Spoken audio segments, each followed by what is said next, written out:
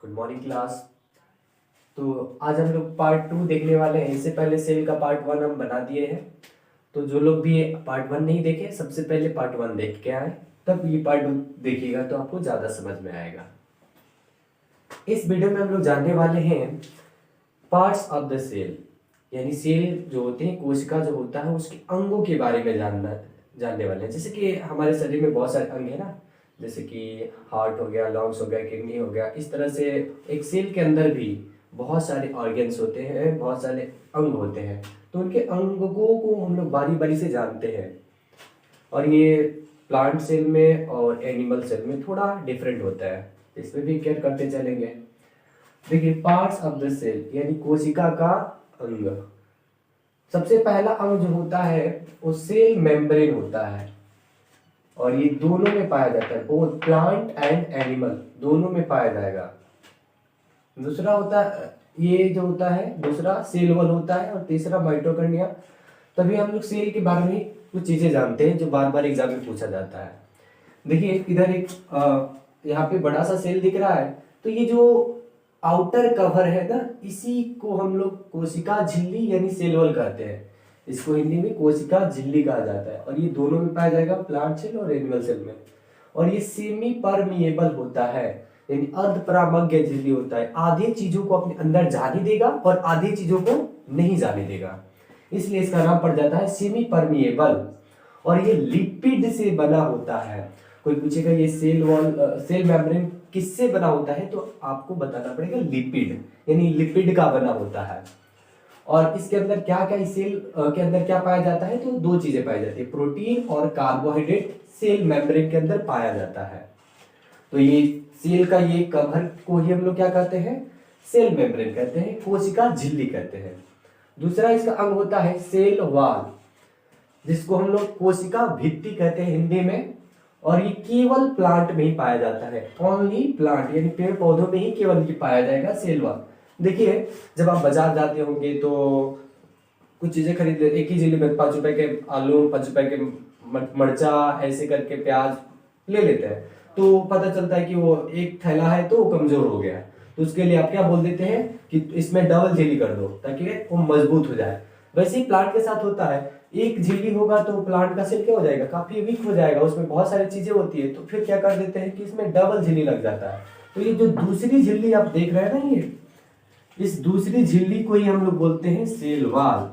पहला को cell membrane, दूसरा को सेल वॉल। तो ये दोनों में पाया जाएगा। सेल वॉल जो होता है ये एक में पाया जाता है, जबकि सेल मेम्ब्रेन दोनों में पाया जाता है। और ये सेलुलोज का बना होता है। सेल वॉल यानी कोशिका भित्ति किसकी बनी होती है, तो सेलुलोज। आपको से बार बार एग्जाम में पूछ जाता है कि कपड़े किसके बने हैं, तो वो भी बना है सेलुलोज के। किताब किसके बने होते हैं, सेलुलोज का बना है। तो ये सब चीजें याद रखिएगा। सेल वॉल भी किससे बना होता है, सेलुलोज का ही बना होता है। और इसका सीप, जो ये सेल वॉल है, इसका काम होता है कोशिका का शेप देना। तो देखिए, एक्चुअली जो जितने भी प्लांट सेल होते हैं वो रेक्टेंगुलर होते हैं। रेक्टेंगुलर होते हैं यानी आयताकार होते हैं। तो ये सब के सब इसका शेप जो है कौन डिसाइड कर रहा है, कौन देने का प्रदान कर रहा है, प्रदान कर रहे हैं, तो ये करता है सेल वॉल ही करता है। यानी आउटर कवर जैसा होगा वैसा सेल होगा।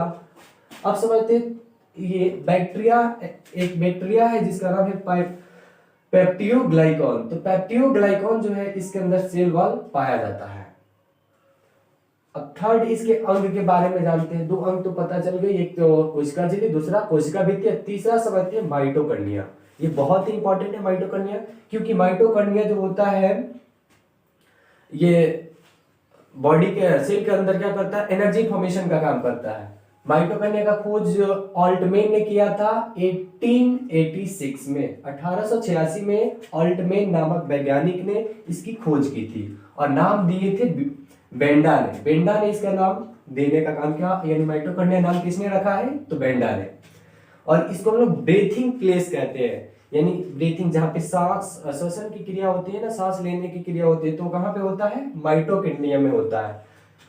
इसके अंदर क्रेब साइकिल चलता है। जैसे कि हमने कोई खाना खाया और खाना खाते हैं तो खाना डाइजेस्ट हो जाता है, तो डाइजेस्ट हुआ खाना और सांस लेते हैं तो सबसे पहले सांस हमारे नाकों के रास्ते से होते हुए ट्रेकिया, ट्रेकिया से फेफड़ा में जाता है, फेफड़ा से वैक्यूल क्या करता है, फेफड़ा छान देता है। बाकी देखिए हवा में बहुत सारी चीजें है ना, बहुत सारी, जैसे कि नाइट्रोजन है, हाइड्रोजन है, आर्गन है, ऑक्सीजन है, कार्बन डाइऑक्साइड है, बहुत सारे गैसेस है। तो इनमें से सामने यहाँ नाक में तो कोई सिस्टम नहीं लगा है कि यही फिल्टर कर दे, केवल ऑक्सीजन ही अंदर जाए।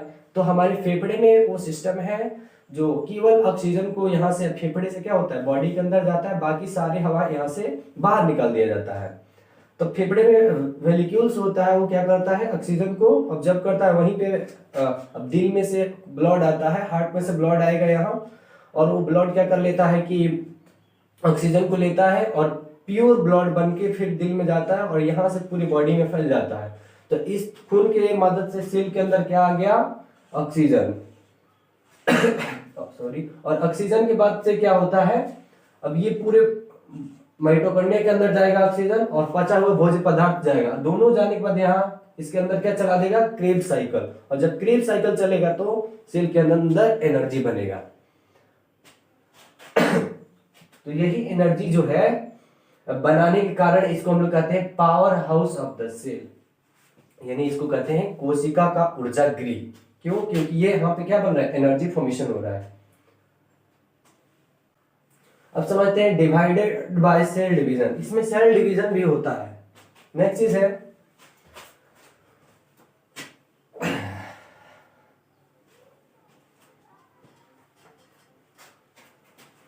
अब देखते हैं इसके फाउंड। देखिए माइटोकॉन्ड्रिया के अंदर न्यूक्लियस भी होता है, ये कहाँ कहाँ पाया जाएगा, तो दो जगह पाया जाएगा, न्यूक्लियस के अंदर पाया जाएगा और क्लोरोप्लास्ट के अंदर पाया जाता है। क्लोरोप्लास्ट के अंदर, ये क्लोरोप्लास्ट केवल किस में पाया जाता है, तो प्लांट सेल में पाया जाता है। अब नेक्स्ट जानते हैं गल्जी बॉडी। गल्जी बॉडी देखिए अभी तक हमने तीन ऑर्गन समझ गया, तीन पार्ट समझ गए, एक सेल मेम्ब्रेन, दूसरा हमने समझा था सेल वॉल, तीसरा हमने समझ लिया माइटोकॉन्ड्रिया। माइटोकॉन्ड्रिया का काम है एनर्जी बनाना, इसीलिए इसको power house of the cell के नाम से जाना जाता है। तो हमने तीन अभी तक देख लिया। अब समझते हैं चौथा चीज जो है गल्जी बॉडी। गल्जी बॉडी का काम है एनर्जी को ट्रांसफर करना, यानी एक जगह से दूसरी जगह ले जाना। इसका खोज किसने किया था, कैमिलो गल्जी। ये एक इटालियन वैज्ञानिक थे, इन्हीं के नाम पर रख दिया गया है गल्जी बॉडी। इसका काम है ट्रांसफर ऑफ एनर्जी फॉर्मेशन। ये क्या करता है, ग्लाइको प्रोटीन या ग्लाइको लिपिड का निर्माण करता है, बनाता है। तो देखिए इसके बाद से हमने क्या दिया, गल्जी बॉडी। इसका काम है, गल्जी बॉडी का काम है एनर्जी बनाना, एनर्जी को ट्रांसफर करना। जैसे मान के चलिए कोई व्यक्ति है वो शरीर से मेहनत कर रहा है, तो उसको हाथ से कर रहा है तो उसको तो हाथ में एनर्जी ज्यादा आना चाहिए। और कोई व्यक्ति है जैसे हम ही है, अब तो बोल रहे हैं ना, तो हमारे टांग को क्या चाहिए, जीभ को सबसे ज्यादा एनर्जी चाहिए। तो सेल पूरे बॉडी में तो एनर्जी बन रहा है, हर सेल पूरे शरीर में सेल है, पूरे शरीर में माइटोकॉन्ड्रिया है, तो वहां पे एनर्जी बन रहा है। लेकिन कोई तो होगा जो पूरे मतलब जहां पर जिसकी आवश्यकता है वहां पहुंचाए, तो पूरे शरीर का मेरा जो एनर्जी होगा वो सब जीभ को ला के देगा, लोग जो गल्जी बॉडी ला के देगा। क्योंकि हमारे जीभ में सबसे ज्यादा काम कर रहे हैं, सबसे ज्यादा जीभ चल रहा है, इसलिए यहाँ हमारे जीभ के लिए क्या जरूरी है, गल्जी बॉडी जरूरी है, यही ट्रांसफर करके ला रहा है हमारे जीभ तक। अब 5 नंबर देखते हैं लाइसोसोम। देखिए लाइसोसोम बहुत ही इंपॉर्टेंट पार्ट है, इसका खोज डी डुबे ने किया था। इसके अंदर एक हाइड्रोलाइटिक एंजाइम पाया जाता है और इसी के कारण क्या होता है कि जो भी इसके पार्ट अच्छे से काम नहीं करते हैं उसको ये क्या कर देता है कि किल कर देता है, मार देता है। जैसे कि माइटोकॉन्ड्रिया का काम क्या है, माइटोकॉन्ड्रिया का काम है एनर्जी बनाना, गल्जी बॉडी का काम है एनर्जी को ढोना। अगर ये दोनों हड़ताल पे बच गए कि नहीं हम नहीं करेंगे, तो फिर ये क्या कर देता है अपने हाइड्रोलाइटिक एंजाइम से उसको छिड़कने से फिर वो क्या हो जाता है कि वो मर जाता है, किल हो जाता है। तो इसलिए इसको हम कभी कल क्या हो जाता है कि सारे जैसे किसके न्यूक्लियस, गल्जी बॉडी, ईआर, ये राइबोसोम, ये सब हड़ताल पे बैठ जाता है कि नहीं हमको नहीं करना है, काम नहीं करेगा, सब हड़ताल पे बैठता है। तो फिर ये क्या करता है अपने आप को फाड़ लेता है।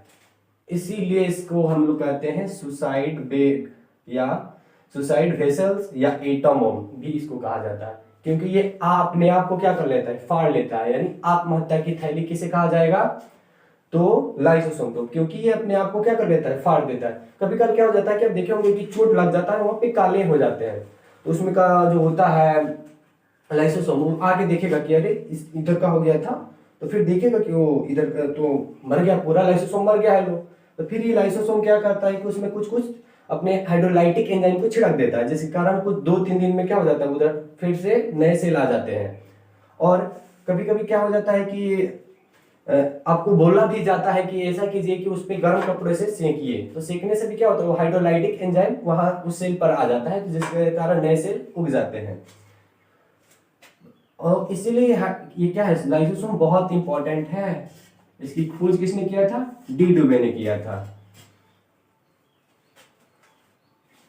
अब एक बार छोटा सा रिवीजन कर लेते हैं। अभी हमने क्या क्या देखा, तो इस फोटो में देखिए, पहले देखा हमने मेम्ब्रेन। मेम्ब्रेन का काम है इसका कवर देना, इसका शेप देना। सेल वॉल का भी काम है इसका शेप देना। माइटोकॉन्ड्रिया का काम है इसका एनर्जी बनाना। गोल्गी बॉडी का काम है एनर्जी का ट्रांसफर करना। लाइसोसोम क्या करता है, सब पे कंट्रोल करता है, निगरानी करता है, सुपरवाइजर का काम करता है, कौन अच्छा से काम कर रहा है, कौन नहीं कर रहा है। जो नहीं करता है उसको जल के भस्म कर देता है। इसको ऐसे भी कहते हैं कि सटला तगैला। इसका मतलब हुआ कि जो जिसमें ये जो सटा इसके अंदर, तो चल जाएगा, मर जाएगा, क्योंकि ये भस्मासुर है, सबको भस्म कर देता है। ये बड़ी डेंजरस है। इससे सब कोई डर के रहता है और सब कोई बढ़िया से काम करता है। ये नहीं रहेगा तो सब हड़ताल पे मतलब कभी कभी कभी कोई अच्छा से ही काम नहीं करता है। और कभी कभी किसी को मारते हैं ना, तो वहां पे काला क्यों हो जाता है, क्योंकि वहां पे लाइसोसोम फट जाता है। और जब लाइसोसोम फट गया तो उसके अंदर, सेल के अंदर के सारे ऑर्गेन तो मर जाएंगे ना, उसके सारे पार्ट्स मर जाते हैं, इसलिए वहां पे काला दिखने लगता है। चलिए, थैंक यू।